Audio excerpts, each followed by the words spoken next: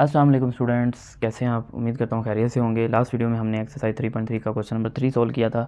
आज हम इस वीडियो में एक्सरसाइज 3.3 का question number 4 in detail solve करेंगे।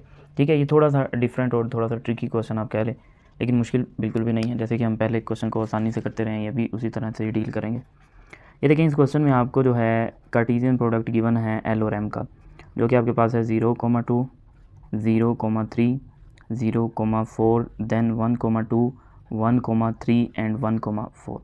और आपसे ये पूछा जा रहा है कि बताएं कि ये जो एल का सेट है वो क्या होगा और एम का जो सेट है वो क्या होगा। और तीसरा आपसे पूछा जा रहा है कि एम कार्टेशियन प्रोडक्ट, जब आपको ये सेट पता चल जाएंगे तो फिर आपने बताना है कि एम का और एल का, यानी M cross L Cartesian product क्या होगा इसका। ठीक है, तो अब देखिए, सबसे पहले तो हमें सेट पता होना चाहिए। ठीक है, अब सेट कैसे पता होंगे? ठीक है, मैं आपको पहले थोड़ा सा रिवाइज करता हूँ अपना प्रीवियस काम। हमने ये पढ़ा था कि इधर ही क्वेश्चन के अंदर ही आपको बता देता हूँ, फिर उसका सोल्यूशन प्रॉपर्ली करेंगे। कि हमने ये पढ़ा था कि जब भी दो सेट्स की हम मल्टीप्लिकेशन करेंगे यानी कार्टेशियन प्रोडक्ट, तो उसका जो आंसर है वो ऑर्डर पेयर की फॉर्म में आएगा। ठीक है, वो एक ऑर्डर पेयर भी हो सकते हैं, एक से ज़्यादा भी हो सकते हैं। ठीक है, और एम्प्टी उस सूरत में आएगा, या तो ये एम्प्टी होगा या फिर ये एम्प्टी होगा या फिर दोनों एम्प्टी होंगे।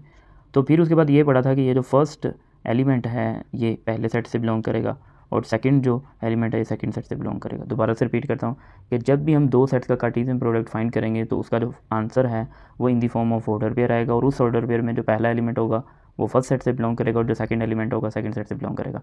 अब आपको आंसर गिवन है, आपने क्वेश्चन फाइंड करना है। पहले होता था ना सेट्स गिवन होते थे। अगर आपको मैं जो है प्रीवियस क्वेश्चन दिखाऊं तो उसमें हमारे पास ये देखें, इसमें देखें मुझे सेट्स गिवन थे, ए का सेट गिवन था, बी का, तो मैंने इसका आंसर फाइंड किया। अब आपको आंसर गिवन है यानी कार्टेशियन प्रोडक्ट गिवन है, तो आपने क्या फाइंड करना है? सेट्स फाइंड करना है।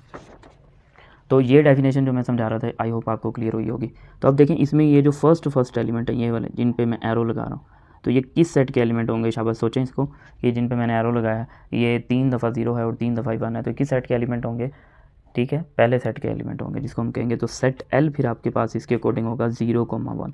वैसे तो आपके पास बनेगा ना 0 0 0 1 1 एंड 1, लेकिन आपको पता है सेट में हमने डिस्टिंक्ट एंड वेल डिफाइंड लिखना होता है, इस वजह से फाइनल आंसर 0 और 1 है। ठीक है, अब उसके बाद देखें ये जो सेकंड एलिमेंट्स हैं 2 3 4, फिर अगेन 2 3 4, तो ये जैसे कि यहाँ पे बताया कि ऑर्डर पेयर के अंदर सेकंड एलिमेंट किससे बिलोंग करेगा? सेकंड सेट से। तो एम का सेट आपका यहाँ पे होगा 2 3 एंड 4। ये भी आपके पास रिपीट हो रहा है 2 3 4 फिर 2 3 4। तो अगर तो मैं ऐसे लिखता ये तो गलत होना था, वो सेट की डेफिनेशन सेट की कंडीशन को फुलफिल नहीं कर रहा, तो इसलिए हमने उसको एक दफ़ा लिखना है।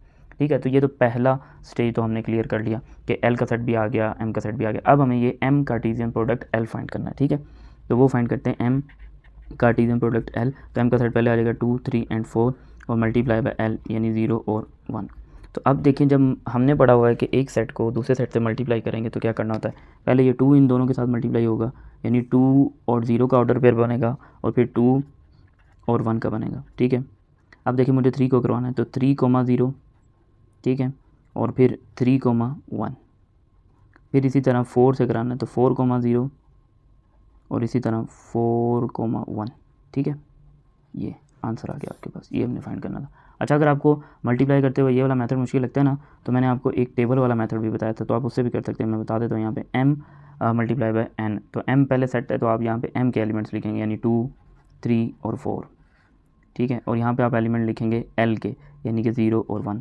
तो अब देखिए m के एलिमेंट पहले हैं तो आप इसको पढ़ेंगे तो इस तरह से ऑर्डर पेयर बनेगा 2,0, फिर इसको पहले पढ़ेंगे 3,0, यानी इस कॉलम से आप एलिमेंट सेलेक्ट करेंगे और इस रो से। Column mean top to bottom, row mean left to right. अब इसको पहले पढ़ेंगे 4 फिर 0, तो ये हो जाएगा। ठीक है, और इसी तरह से जी इसको और इसको कंबाइन करेंगे तो 2,1 3,1 और 4,0 और 4,1। ठीक है, तो आप देख सकते हैं 2,1 यहाँ पे भी है, 2,0 यहाँ पे भी है, 3,0 3,1 4,1 और 4,0। ठीक है, तो आपको जो आसान लगता है आप उस मेथड से कर सकते हैं। तो आज का लेक्चर हमारा यहाँ पे कंप्लीट होता है। मैं उम्मीद करता हूँ कि आपको ये लेक्चर जो है अच्छे से क्लियर हुआ होगा, लेकिन फिर भी अगर किसी टाइम में कोई कन्फ्यूजन है तो आप कमेंट्स में मुझसे ज़रूर पूछें, और अगर आपके कॉन्सेप्ट जो हैं अच्छे से क्लियर हुए हैं तो वो भी आप बताया करें कमेंट्स में। और अगर अभी तक आपने मेरा चैनल नहीं सब्सक्राइब किया तो चैनल सब्सक्राइब कर लें ताकि हर नए, और साथ ही साथ बेल आइकन को भी प्रेस करें ताकि हर नई आने वाली वीडियो से आप फ़ायदा उठा सकें। अल्लाह हाफ़िज़। इंशाल्लाह नेक्स्ट वीडियो में हम करेंगे question number 5 in detail solve करेंगे। इंपॉर्टेंट क्वेश्चन है शॉर्ट क्वेश्चन के पॉइंट ऑफ व्यू से।